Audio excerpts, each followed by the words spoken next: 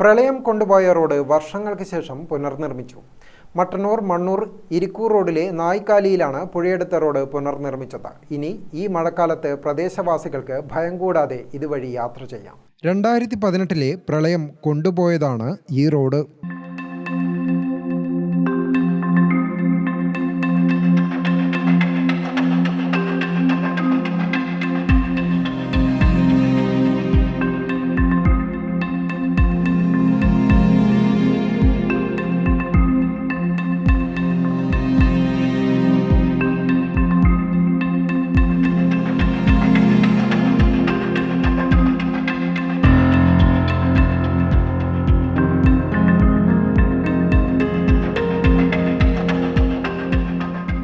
പിന്നീടിങ്ങോട്ട് ഓരോ മഴക്കാലത്തും റോഡിടിഞ്ഞ് ഇതുവഴിയുള്ള യാത്ര താൽക്കാലികമായി നിരോധിക്കുമായിരുന്നു. ഏറ്റവും ഒടുവിൽ കഴിഞ്ഞ മഴക്കാലത്ത് റോഡിൻ്റെ ബാക്കി ഉണ്ടായിരുന്നതും പുഴയിലേക്ക് ഇടിഞ്ഞു. ഇതുവഴിയുള്ള ഗതാഗതം പൂർണ്ണമായും തടസ്സപ്പെട്ടു. പിന്നീട് താൽക്കാലിക പാതയായിരുന്നു പ്രദേശത്തുകാർക്ക് ആശ്രയം.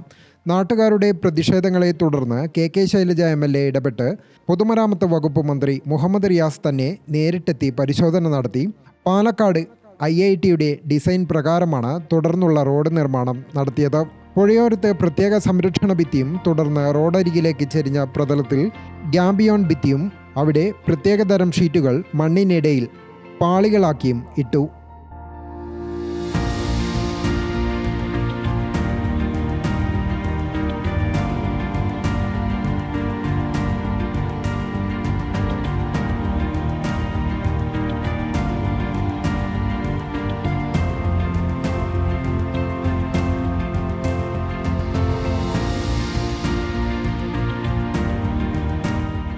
മണ്ണിടിച്ചിൽ ഇനി ഉണ്ടാവാതിരിക്കാൻ പ്രത്യേകതരം ചെടികളും ഭിത്തിയുടെ സൈഡിൽ നട്ടുപിടിപ്പിച്ചിട്ടുണ്ട്. പുഴയുടെ ഭാഗത്ത് റോഡരികിൽ സംരക്ഷണത്തിന് ക്രാഷ് ബാരിയറുകളും തുടർന്ന് റോഡരികിൽ ഇൻ്റർലോക്കും പാകും.